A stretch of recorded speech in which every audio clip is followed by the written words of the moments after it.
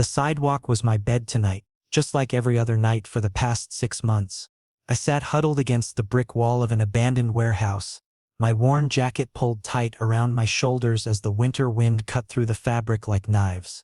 The city hummed around me, distant sirens, occasional footsteps, the rumble of traffic on the highway overpass. I'd learned to tune it all out, to make myself small and invisible. That's how you survive out here. You don't draw attention. You don't make eye contact. You just exist in the margins of a world that's forgotten you. But tonight, something different happened. A sleek black car suddenly appeared at the curb in front of me, its engine sputtering and hissing like an angry animal. Smoke poured from under the hood in thick gray clouds. My first instinct was to look away, to pretend I hadn't noticed. Expensive cars meant expensive problems, and expensive problems meant people who wouldn't want someone like me anywhere near them. The driver's door swung open. A man stepped out, and even in the dim streetlight I could see he didn't belong in this neighborhood. Tall, probably 6'2", with broad shoulders filling out a charcoal suit that probably cost more than I'd made in the last year. His dark hair was styled perfectly despite the obvious stress of the situation. And when he turned toward me, I caught sight of a jawline that could have been carved from marble. But it was his eyes that stopped me cold. Sharp, calculating. The kind of eyes that saw everything and missed nothing.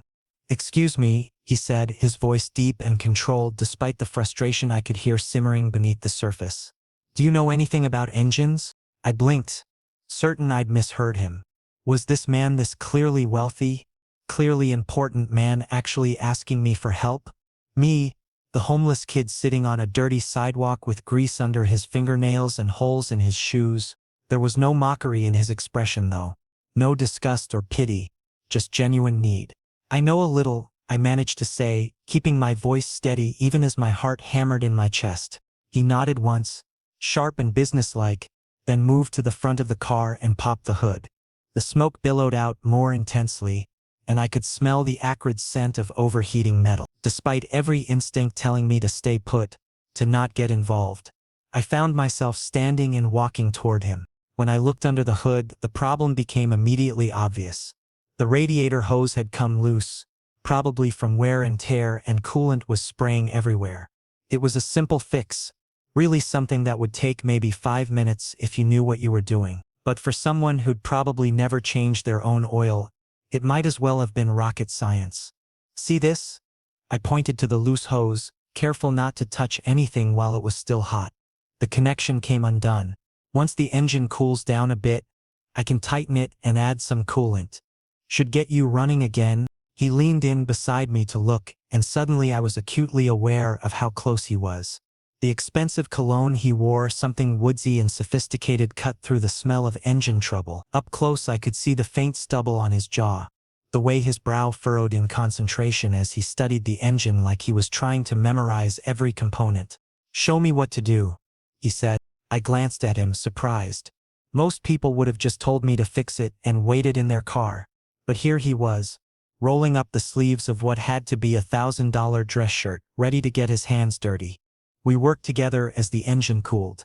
I talked him through each step, watching as he followed my instructions with surprising precision.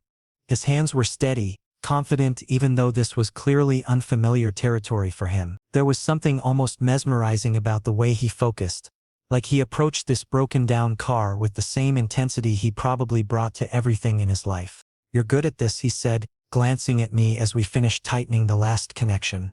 "Learned out of necessity," I replied, keeping my tone neutral.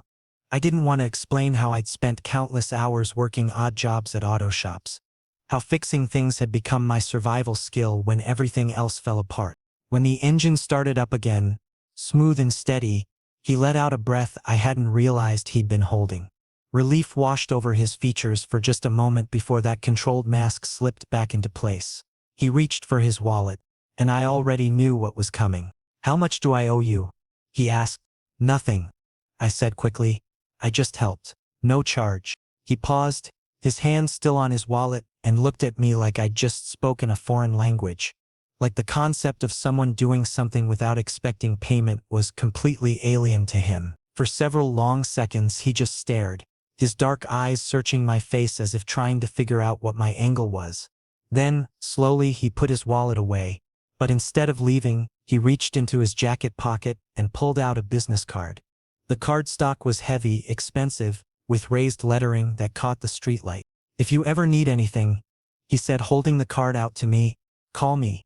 I took it carefully, my fingers brushing against his for the briefest moment. The card was simple, elegant. No job title, no company name, just a name in bold letters. Mitchell Hands. "Thank you," he added, and there was something in his voice, something genuine beneath the professional veneer that made me believe he actually meant it. Then he was in his car, the engine purring perfectly now and pulling away from the curb. I watched the taillights disappear into the night traffic, then looked down at the card in my hand. Mitchell Hans. The name meant nothing to me in that moment. I had no idea I'd just met one of the most powerful and ruthless CEOs in the entire state. I had no idea that this chance encounter would change everything. All I knew was that I was standing on a cold sidewalk, holding a business card, and for the first time in months, I felt something other than hopelessness. I felt possibility. I tucked the card carefully into my jacket pocket, right over my heart, and settled back down against the warehouse wall. The wind was still cold, the sidewalk still hard, my stomach still empty, but something had shifted. Some invisible door had cracked open just wide enough for a sliver of light to get through. I didn't know it then, but that was the night my life split into before and after. That was the night everything changed. 3 days passed like they always did, slow and grinding, each hour stretching into eternity. I fell back into my routine as if that night with the broken-down car had been nothing more than a strange dream. Mornings meant checking dumpsters behind restaurants before the garbage trucks came. Afternoons meant looking for day labor, unloading trucks, hauling boxes, anything that paid cash and didn't ask questions. Evenings meant finding a safe spot to sleep, somewhere the police wouldn't roust me in the middle of the night. But that business card stayed in my pocket, a constant weight against my chest. On the 4th day, curiosity finally got the better of me. I used the last of my spare change at an internet cafe on 5th Street, one of those dingy places with ancient computers and a bored teenager manning the counter, who didn't care what you looked like as long as you paid. I typed the name into the search bar, Mitchell Hands. The results loaded, and my stomach dropped. Pages and pages of articles. Forbes features, business magazine covers. Headlines that made my head spin. The ruthless CEO who never loses. Mitchell Hands, building an empire on precision and fear, inside the mind of the man who crushes his competition. There were photos of him at galas, shaking hands with politicians and celebrities, videos of him giving speeches at business conferences, his voice commanding an absolute net worth estimates that included so many zeros I lost counts. This was the man who'd asked me for help with his car? This was the man who'd stood beside me on a dirty sidewalk and gotten engine grease on his expensive suit. I logged off feeling even more disconnected from reality than usual. People like Mitchell Hands didn't interact with people like me. They existed in a completely different world, one I could barely imagine. That business card was probably just a polite gesture, something he'd forget about by the time he got home that night. I was wrong. 2 days later, I was behind a Greek restaurant washing dishes for $30 cash, when my ancient phone, a brick of a thing I'd bought at a pawn shop for $15, actually rang. It almost never rang. The only people who had the number were shelters and the occasional labor contractor. Unknown number flashed on the cracked screen. "Hello?" I answered, wedging the phone between my ear and shoulder while I scrubbed burned cheese off a pan. "Is this the person who fixed my car last week?" I nearly dropped the pan in the sink. That voice was unmistakable, deep, authoritative, with that precise articulation that spoke of expensive private schools and Ivy League educations. "Yes," I said, my own voice coming out rougher than I intended. "That's me." "Good. I have a proposition for you." My heart started beating faster. "A proposition?" "My company has an opening. Assistant mechanic in our executive fleet division. Competitive salary, full benefits, housing assistance. Are you interested?" I must have stopped breathing because the next thing I knew, my boss was yelling at me to get back to work. I stepped away from the sink, phone pressed hard against my ear, trying to process what I was hearing. "I don't have any certifications," I said carefully. "No formal training, No references. You diagnosed and repaired my vehicle in under 5 minutes in the dark on a street corner, he replied, and I could hear something that might have been amusement in his voice. That's all the reference I require. Can you be at this address tomorrow morning? 9 o'clock. Don't be late. Before I could respond, my phone buzzed with a text message containing an address in the financial district. Then the call disconnected. I stood there in the alley behind the restaurant, dishwater dripping from my hands, staring at my phone like it had just told me I'd won the lottery. This couldn't be real. Things like this didn't happen to people like me. There had to be a catch, some angle I wasn't seeing. But even as doubt flooded through me, another part of me, the part that had been slowly dying with each night on the streets, grabbed onto this opportunity like a drowning man grabbing a rope. What did I have to lose? The next morning, I used the last of my money to take the bus downtown. I'd washed up as best I could in a gas station bathroom, scrubbing my face and hands, trying to make my worn hoodie and faded jeans look presentable. It was impossible, of course. I still looked exactly like what I was: homeless, desperate, out of place. The address led me to a gleaming glass tower that pierced the sky like a crystal dagger. The lobby alone was bigger than any building I'd lived in before. Everything fell apart. Marble floors polished to a mirror shine. Abstract sculptures that probably cost more than a house. Security guards in suits that fit better than anything I'd ever owned. Everyone who walked past me belonged here. They moved with purpose and confidence, their shoes clicking against the marble, their phones pressed to their ears as they discussed deals and mergers and things I couldn't begin to understand. I didn't belong here. I knew that with absolute certainty. But I'd come this far. The receptionist looked startled when I approached her desk, but when I mentioned Mitchell Hans's name, her expression immediately shifted to professional courtesy. She made a call, spoke quietly for a moment, then directed me to the executive elevators. Top floor, she said. Someone will meet you. The elevator ride felt like ascending into heaven or maybe hell. I couldn't decide which. With each floor that passed, my anxiety ratcheted higher. By the time the doors opened on the top floor, my hands were shaking. A woman in a sharp blazer stood waiting. Follow me, please. She led me down a corridor lined with floor-to-ceiling windows offering views of the entire city. I could see the neighborhood where I'd spent last night, reduced to a tiny patch of gray among the glittering high-rises. The distance between there and here felt impossible to measure.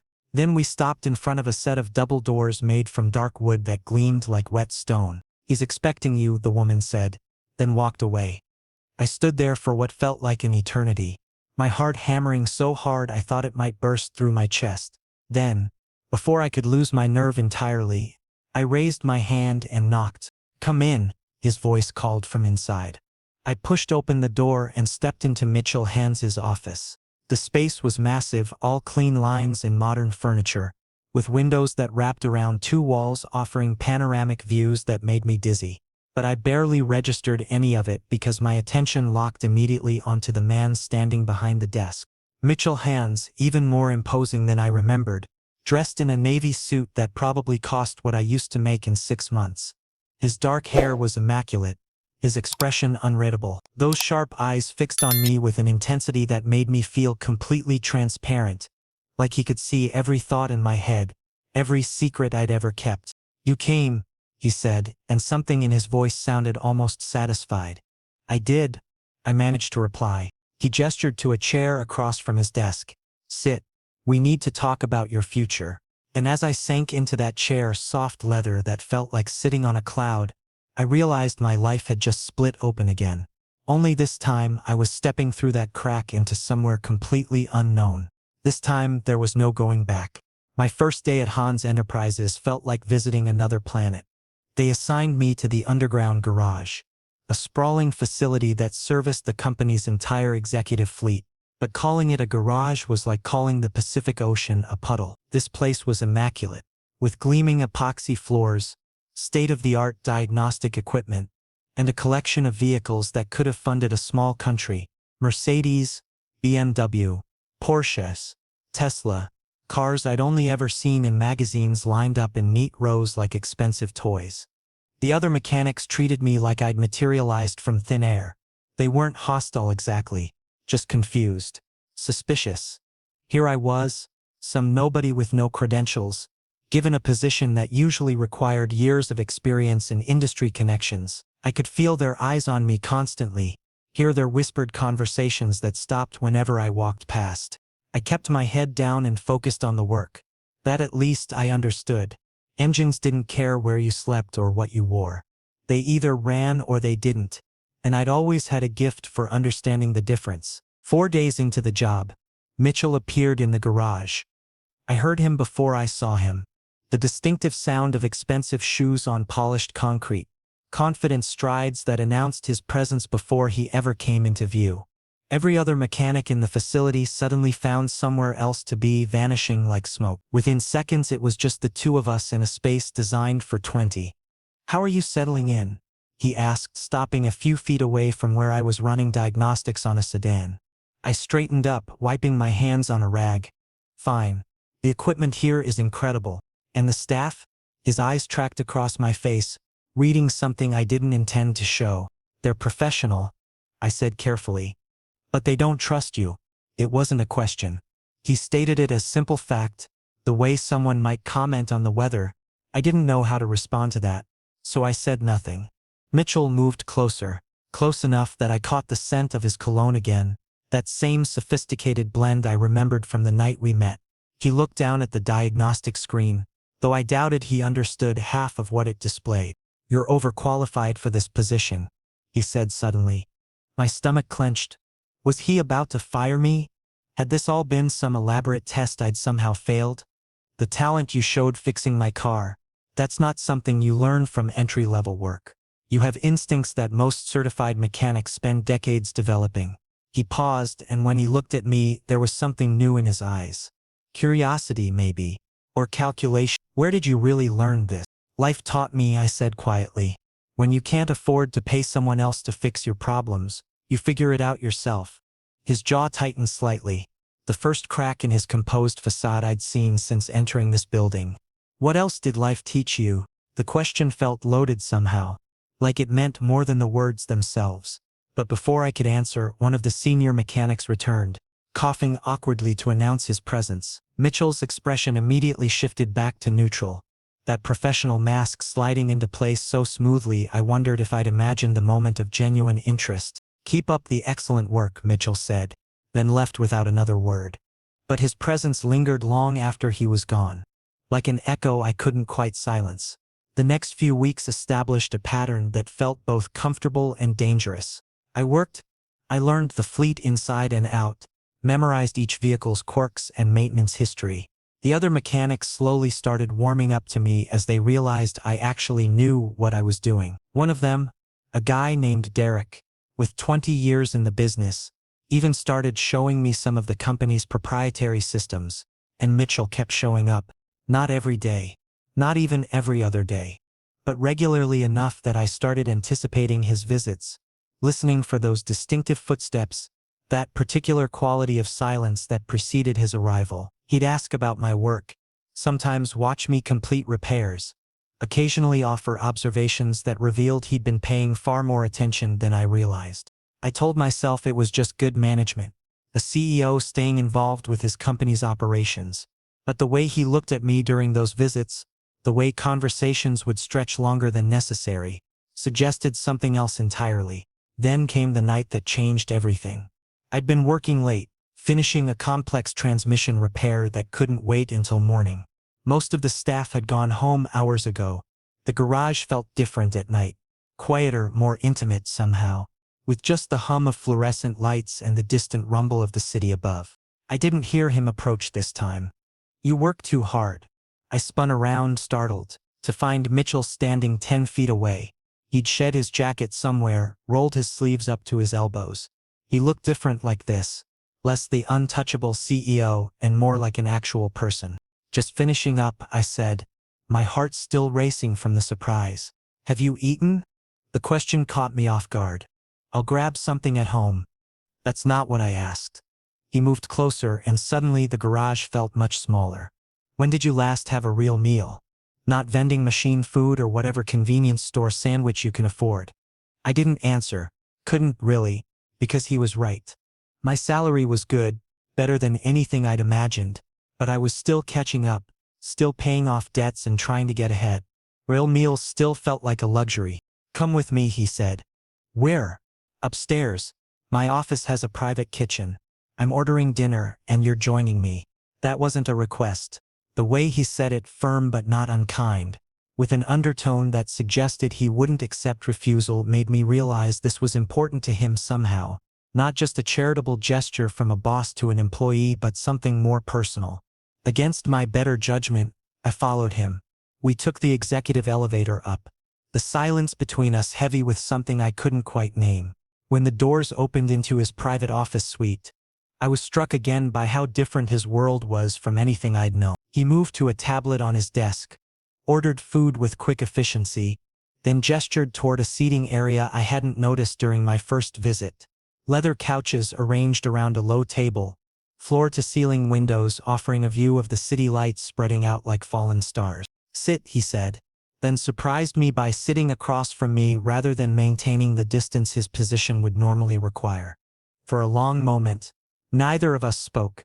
The silence wasn't uncomfortable exactly, but it was charged with anticipation, like the moment before a storm breaks. "Why are you really doing this?" I asked finally, unable to hold the question back any longer. "The job, the attention, all of it. What do you want from me?" Mitchell leaned forward, his elbows on his knees, those intense eyes locked onto mine with a focus that made me feel pinned in place. "Honestly," he said quietly, "I'm still trying to figure that out myself." The admission hung in the air between us, raw, vulnerable, completely unexpected. This was the Mitchell Hans the business magazines wrote about, the man who never showed weakness, never admitted uncertainty, yet here he was, stripped of pretense, looking at me like I was a puzzle he desperately needed to solve. "You confuse me," he continued, his voice low. "You appeared out of nowhere, asked for nothing, expected nothing. You work harder than anyone in this company, and you act like you're grateful for the opportunity when you should be demanding 10 times what I'm paying you. You're talented, intelligent, and you look at me like I'm just human." "You are human," I said softly. "No one else seems to remember that." The food arrived then, delivered by a staff member who vanished as quickly as they'd appeared. We ate slowly, conversation flowing easier now that something had broken between us. He asked about my life. Really asked, genuinely interested, and I found myself sharing things I'd never told anyone. The circumstances that led to homelessness, the small victories and crushing defeats of surviving on the streets, the dreams I'd packed away because they seemed impossible. And he listened. Truly listened in a way that made me feel seen for the first time in longer than I could remember. By the time we finished eating, something fundamental had shifted.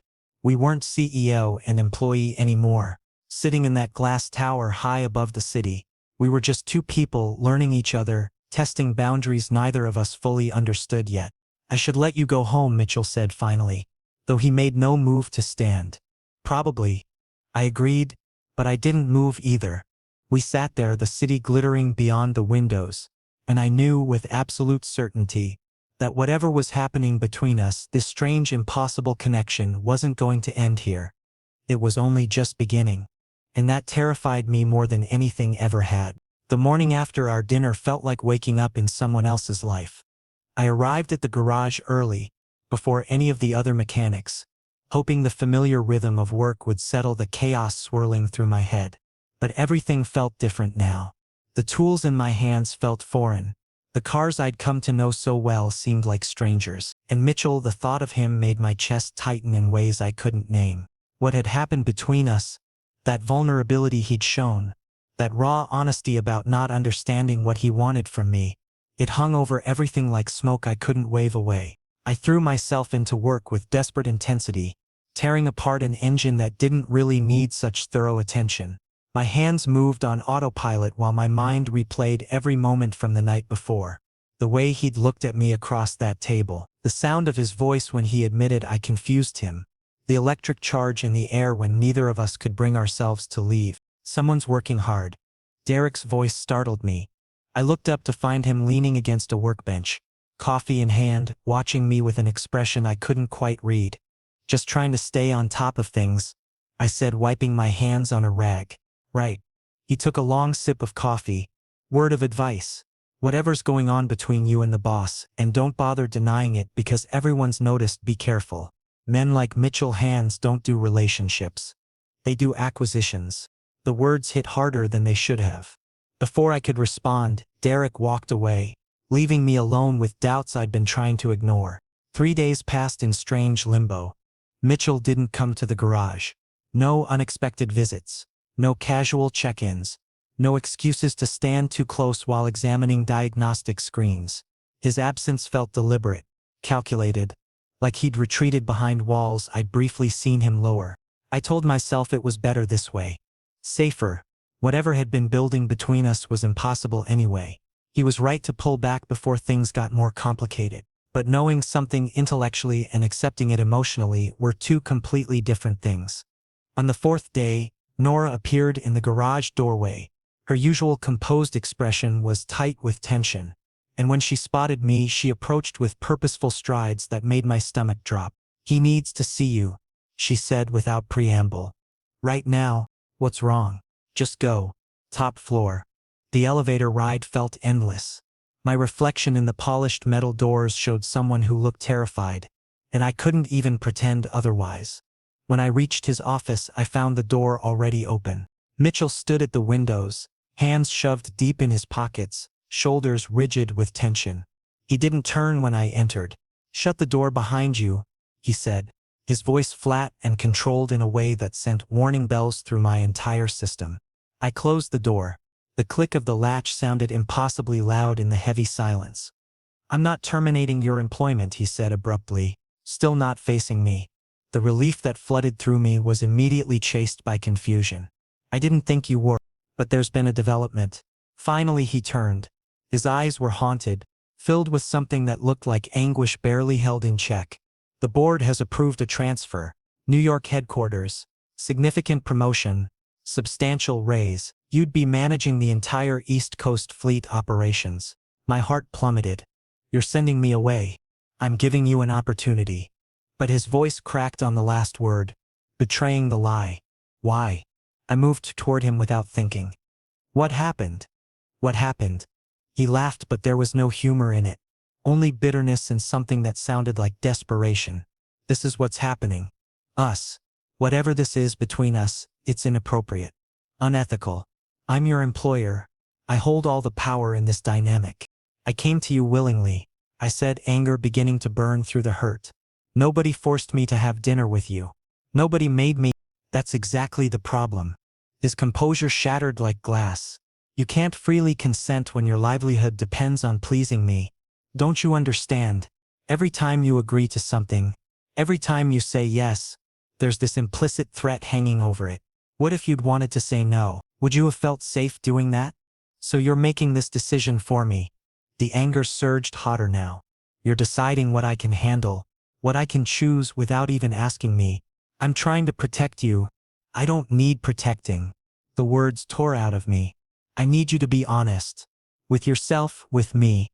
Stop hiding behind ethics and power dynamics and just admit what this is really about." The silence that followed was deafening. Then Mitchell moved. Not away, but toward me, closing the distance between us with slow, deliberate steps that made my breath catch. He stopped mere inches away, close enough that I could see the war being waged behind his eyes. "You want honesty." His voice dropped to barely above a whisper. "If I'm honest, I'll tell you that I think about you constantly, that I find excuses to come to the garage just to see you, that I've had to rewrite company policy 3 times because I keep looking for loopholes that would make this acceptable." My heart hammered against my ribs. "Then why?" "Because if I'm honest," he continued, his jaw tight, "I have to admit that I want to keep you here. That the thought of you in New York, living a life I'm not part of, makes me feel something I haven't felt in years. And that terrifies me because I swore I'd never let anyone have that kind of power over me again." The raw vulnerability in his confession stole my breath. This wasn't the controlled CEO who commanded boardrooms and crushed competitors.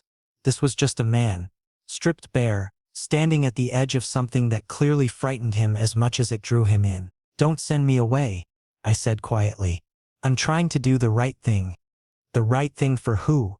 I stepped closer, near enough now that I could feel the heat radiating from him. Because from where I'm standing, the right thing would be admitting that what we both want isn't wrong. It's just complicated. His hand came up, hesitating in the air between us like he was fighting every instinct that told him to reach for me. I could destroy you. My world, it's ruthless and unforgiving. People will say terrible things. They'll assume the worst about both of us. Let them talk. It could cost you everything. I've already lost everything once. I reminded him. I survived it. But losing what could happen between us because you're too afraid to try, that would actually break me. Something in his expression crumbled. His hand finally made contact, fingers brushing against my jaw with a gentleness that contrasted sharply with the intensity burning in his eyes. I don't know how to do this, he admitted, his voice rough. I don't know how to be this vulnerable, this open. Everyone wants something from me. Always has. But you, I just want you, I said simply. Not your money, not your position, not what you can give me. Just you. The last of his resistance shattered visibly. He leaned forward, pressing his forehead against mine, and for a long moment we just stood there, breathing together, hearts racing in tandem, balanced on the knife's edge between what was and what could be. His phone shattered the moment, ringing with the harsh insistence of the outside world demanding his attention. He pulled back sharply, that professional mask slamming back into place so fast it made my head spin. But his hands were shaking as he straightened his tie, and his eyes held promises he couldn't yet speak aloud. I have a board meeting, he said, his voice carefully controlled, but this conversation isn't finished. He left and I stood alone in his office, feeling like I'd just survived an earthquake that had fundamentally altered the landscape of my entire existence. Whatever happened next, there was no going back to what we'd been before. The ground had shifted beneath us, and we were both standing at the edge of something that would either save us or destroy us completely. I spent the rest of the day in a fog, going through the motions of work while my mind replayed everything Mitchell had said, his confession, his fear, the way he'd looked at me like I was simultaneously his salvation and his downfall. I'd never felt more important or more terrified in my entire life. When I finally left the garage that evening, exhaustion had settled deep into my bones. I took the bus back to my small apartment, the one Mitchell's human resources department had helped me secure, and collapsed onto my second-hand couch, too drained to even think about dinner. Sleep came hard and restless, filled with dreams of glass towers crumbling and hands reaching for each other across impossible distances. The next morning I knew something was wrong the moment I walked into Hans Enterprises. The usual morning bustle had been replaced by an eerie quiet. People clustered in small groups, voices hushed but urgent. Eyes tracked my movement through the lobby, some sympathetic, others judgmental, most just curious in that vulture-like way people got when they smelled blood in the water. I made it to the garage before Derek intercepted me, his phone already extended. "You need to see this," he said grimly. The headline blazed across the screen in bold letters, "Corporate Scandal. Billionaire CEO Mitchell hands under fire for relationship with former homeless employee." My vision tunneled. Below the headline were photos, grainy security footage screenshots showing Mitchell and me in his office, his hand on my shoulder, standing close by the window. The images were ambiguous enough to be explained innocently, but damning enough to fuel exactly the kind of speculation the article dripped with. "How did they—" My voice came out strangled. "Someone leaked the footage," Derek said. "There's speculation it was a board member who opposes Mitchell. They're calling it everything from exploitation to a PR stunt. The comments section is—" He trailed off, shaking his head. I scrolled through the article with numb fingers. Words jumped out at me. Power imbalance, inappropriate relationship, taking advantage, career suicide. They dug into my background too, painting me as either a victim or an opportunist depending on which narrative suited the writer's agenda. "Where is he?" I asked. "Emergency board meeting. Started an hour ago." Derek's expression softened slightly. "Look, I know I gave you a warning the other day, but for what it's worth, I've never seen Mitchell look at anyone the way he looks at you. Whatever this is, I don't think it's what they're making it out to be." I barely heard him. My feet were already carrying me toward the elevators. toward the executive floor where I knew that meeting was taking place. Security stopped me at the conference room doors, but I didn't care. I needed to see him, to know he was okay. The doors opened. Mitchell emerged, and my heart lurched at the sight of him. His tie was loosened, his hair disheveled like he'd been running his hands through it repeatedly. Dark circles shadowed his eyes, but when his gaze landed on me, everything else in that corridor seemed to fade away. "Come with me," he said, his voice hoarse. We ended up in a small meeting room down the hall. He locked the door behind us, then just stood there, staring at me like he was trying to memorize every detail of my face. "I'm leaving," I said before he could speak. "I'll put in my resignation, disappear, do whatever press release they want. Your reputation—" "Stop." The single word cut through my panic like a blade. He crossed the room in 3 long strides and gripped my shoulders. "Do you honestly think I care about my reputation more than I care about you?" "You should," I said desperately. "You've built this entire empire. I can't be the reason it falls apart." The board gave me an ultimatum. His voice was steady now, resolved. "Cut ties with you publicly. Issue a statement calling the relationship a lapse in judgment. Terminate your employment with a generous severance package and a non-disclosure agreement. Paint you as someone who misread professional kindness." Each word felt like a physical blow. And I told them to go to hell. I stared at him, certain I'd misheard. "What?" I told them no. A fierce light burned in his eyes now. Something wild and uncompromising. I told them that if they wanted my resignation, they could have it. But I won't lie about you. I won't pretend this is something it's not. And I sure as hell won't throw you to the wolves to protect my image. "Mitchell, you can't just—" "I already did." He pulled me closer, his hands sliding from my shoulders to frame my face. "I spent years building Hands Enterprises into what it is. Years sacrificing everything for success, for power, for control. And you know what I realized this morning, sitting in that boardroom listening to them dissect our lives like we're characters in some corporate drama?" "What?" The word barely made it past the lump in my throat. "None of it matters without this. Without you." His thumbs traced gentle paths across my cheekbones. "I've lost people before. I've watched opportunities slip away. I've made peace with being alone because it seemed safer than risking this kind of vulnerability. But then you walked into my life and reminded me what it feels like to actually be alive instead of just existing." Tears burned in my eyes. "They'll destroy you for this. Then let them try." He smiled, and it was the freest, most genuine expression I'd ever seen on his face. "I'm holding a press conference this afternoon. I'm going to tell them the truth, that I'm involved with someone I care deeply about, that our relationship began after you were already employed here, and that anyone who has a problem with it can take it up with me directly." "This is insane," I whispered. "Probably." He leaned forward, resting his forehead against mine in that gesture that was becoming familiar, that felt like coming home. "But I'm done hiding. I'm done pretending. And I'm definitely done letting fear make my decisions for me. What if it all falls apart? Then we'll figure it out together." His breath ghosted across my lips, warm and steady. "I'm choosing you. Over my reputation. Over the board's approval. Over everything.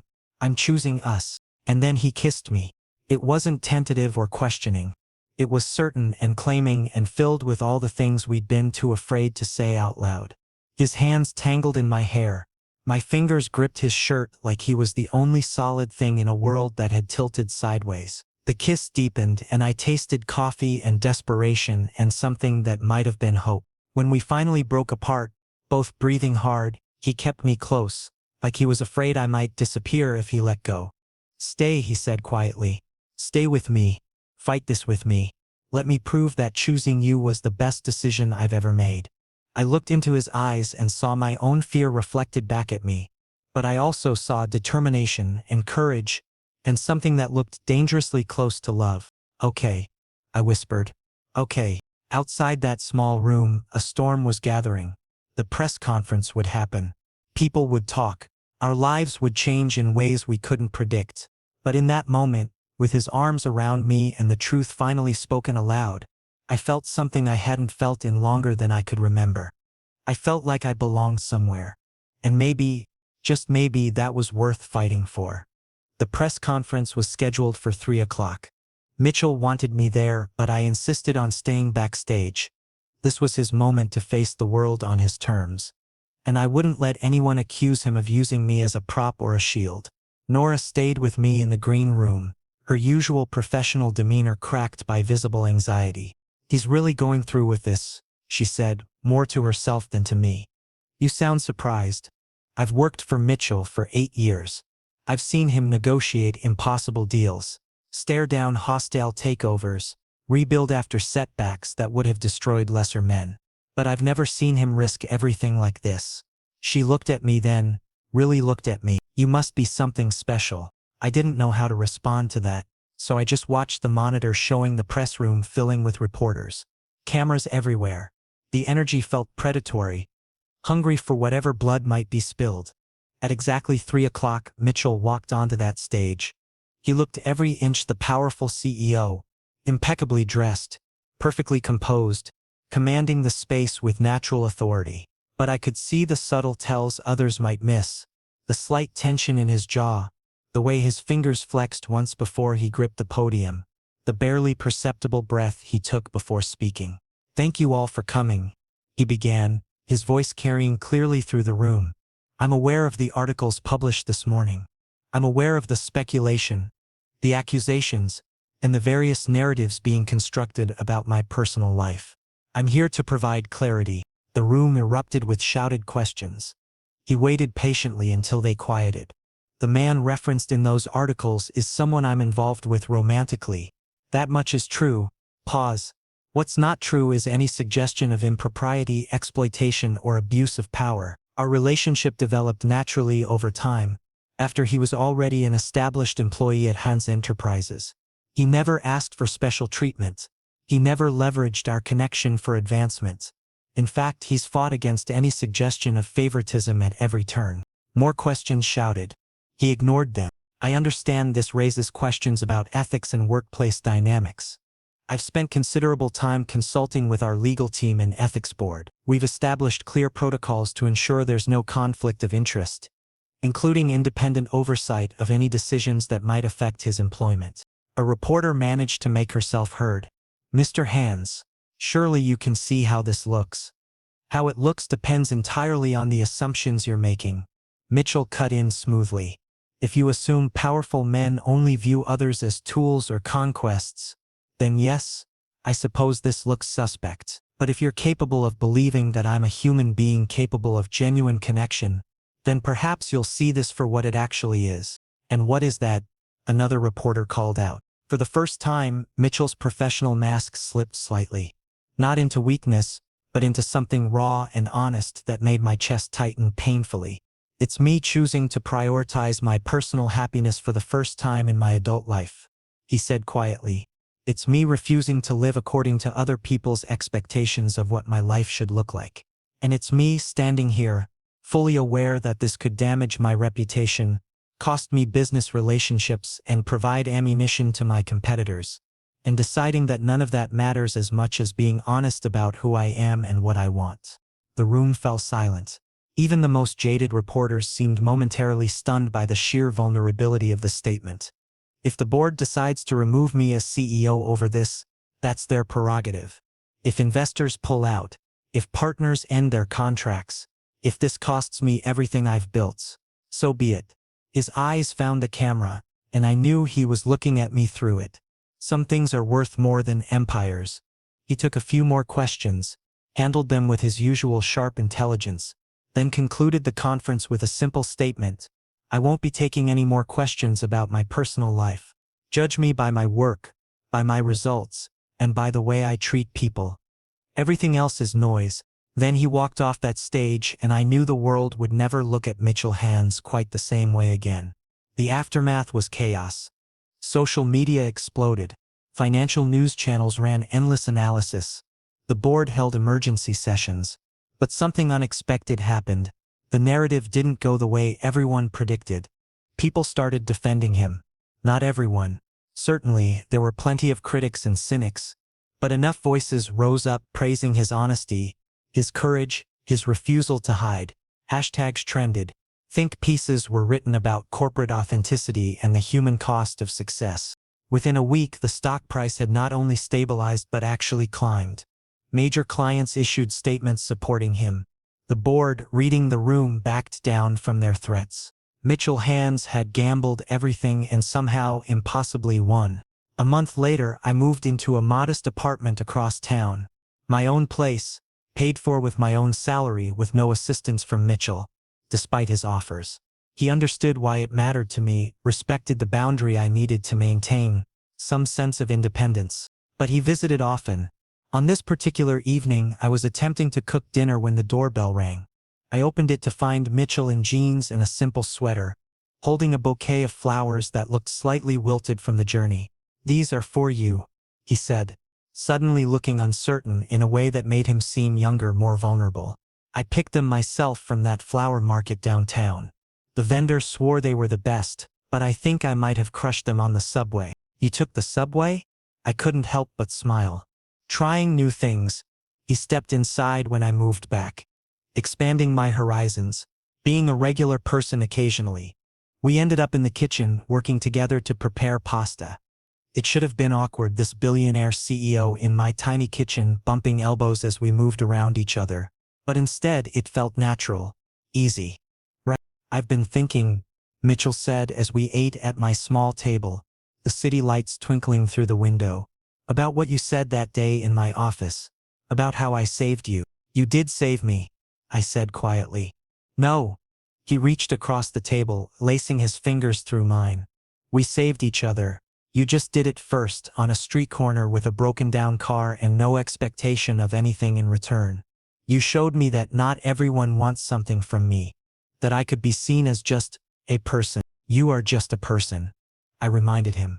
"I am now." He smiled, and it transformed his entire face. "You gave me that. You gave me permission to be human again, to want things, to be vulnerable. So thank you." "For what?" "For not giving up on me. For seeing past the reputation and the power and the walls I'd built. For being brave enough to tell me I was worth the risk." I squeezed his hand. "You are worth it. Every single complication, every challenge, every moment of uncertainty, you're worth all of it." We finished dinner, washed dishes side by side, then settled onto my worn couch to watch a movie neither of us paid much attention to. His arm around my shoulders felt like the most natural thing in the world. My head resting against his chest, listening to his heartbeat, felt like coming home to a place I'd been searching for my entire life. "I love you," he said suddenly, the words soft but certain. I lifted my head to look at him. "I love you too." And there, in my small apartment far from glass towers and corporate intrigue, we built something real, not perfect, not without challenges, but honest and genuine and ours.